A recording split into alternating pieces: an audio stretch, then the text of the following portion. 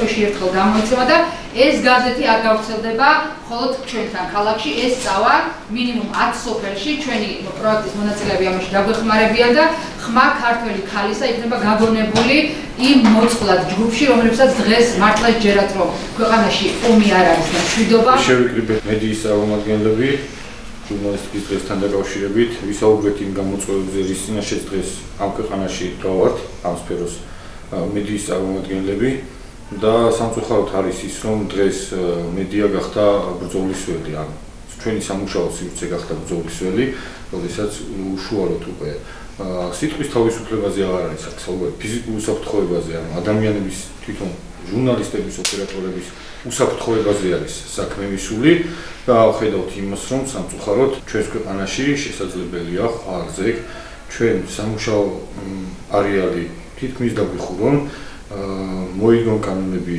ხელისუფალმა ისე, რომ ჩვენ არ შეგვეძლოს გავაშუქოთ ის რეალობა, რაც დღეს სამწუხარო რეალობა, რაც დღეს ჩვენს ქვეყანაშია.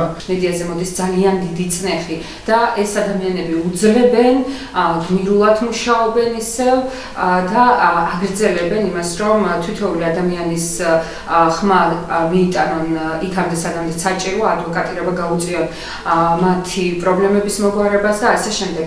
მადლობა მათ ამ შრომისათვის და კიდევ ერთხელ აუცილებლად მინდა ხაზი გაუსვა იმას, თუ რატომ არის მნიშვნელოვანი თავისუფალ გარემოში მუშაობა მედიისთვის. დღევანდელ შეხვედრას რაც შეეხება ჩვენ ვისაუბრეთ თუ როგორ შეიძლება ცენზურის პირობებში და ამ რეპრესიების პირობებში მედიამ გააგრძელოს საქმიანობა.